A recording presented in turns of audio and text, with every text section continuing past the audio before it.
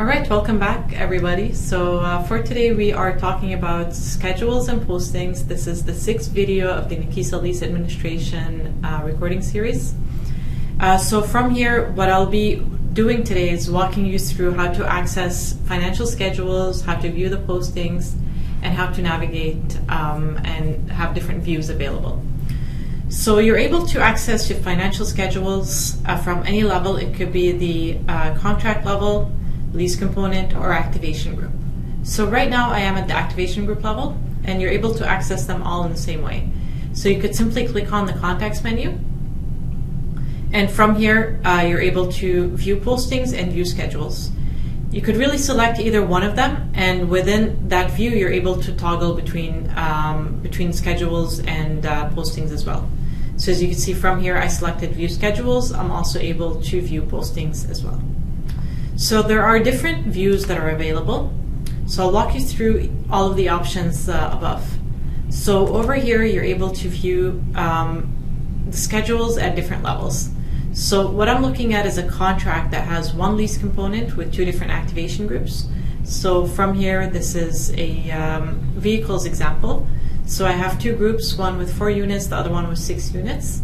So if I wanted to view all of them together, I could group it together. By default, the solution will produce the schedules at individual unit level. So if I wanted to view it at the contract level, I could simply click on the contract. And from here, what I would have to do is simply create a summary.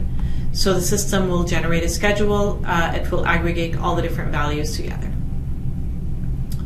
So that's simply the option. In order to go back to the individual unit level, you could simply click on the unit, and this will generate the schedule over here.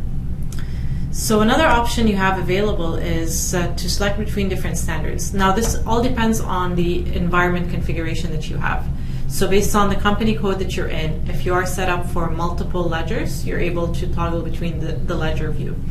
However, if you have one ledger, then you will only have one option available to you.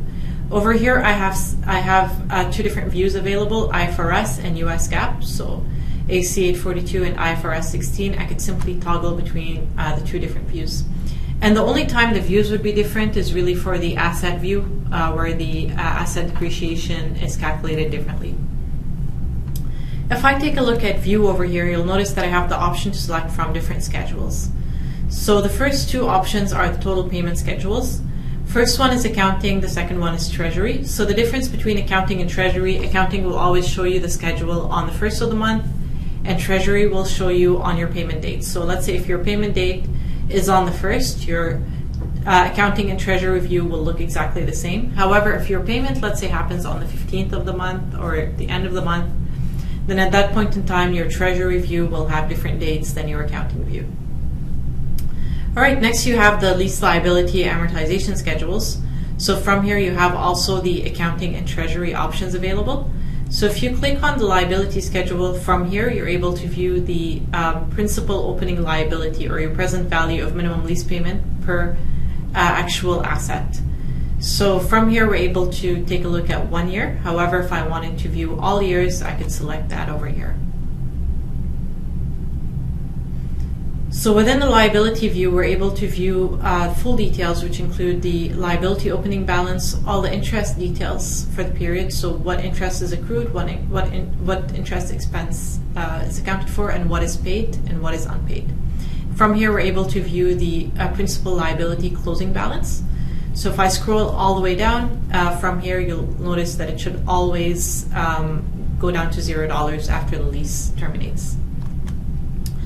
After that, we're able to view any non-lease values in both accounting and treasury view.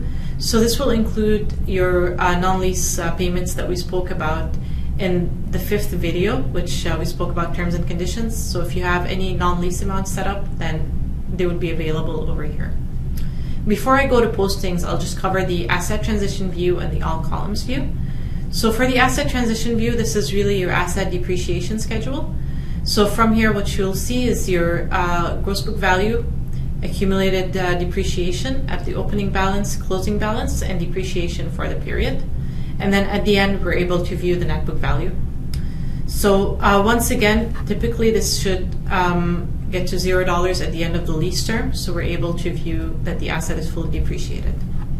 Now, the main difference for US GAAP and IFRS is this specific view over here. So as you can see, for US GAAP, this is an operating lease under ASC 842. The depreciation is a little different each month based on the calculation method. However, if I switch to my IFRS view, we should be able to view a straight line depreciation, so we have the same depreciation values being calculated across different periods.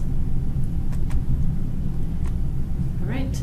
And the last view that I have is the all columns view.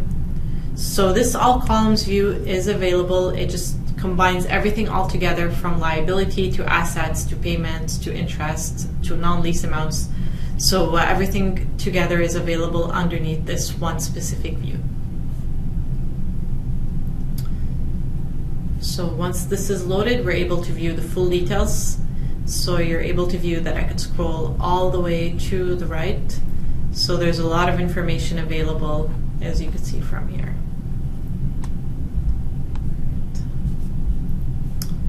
And we're able to view the asset depreciation as well, whether it's an operating or finance lease. The different columns will be populated. And from here, what you could do is you could actually always export this to Excel in order to view more details and to do further analysis. Now from here, I'm also able to toggle to view my postings. So typically postings are scheduled. They could be run in batch, and you could have them all get scheduled to be run at the same time. So what you'll see is you have payment postings, accrual postings, and the asset depreciation. So asset depreciation, by default, it's available for US GAAP operating leases, and you could actually enable it for finance leases as well. It's an option that you have to turn on or turn off. So from here, as you could see, in order to generate a posting, you would simply click on post.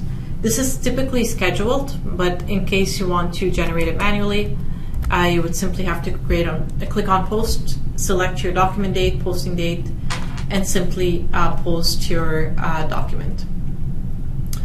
Sometimes if this view does not refresh right away, you could simply click on the refresh button that's available on top.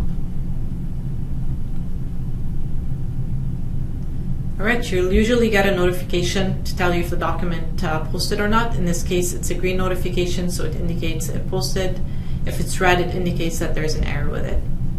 So in order to view your journal entry in details, from here you're able to click on the document, you're able to view all the debits and credits, as well as the document header information on top with the status as well.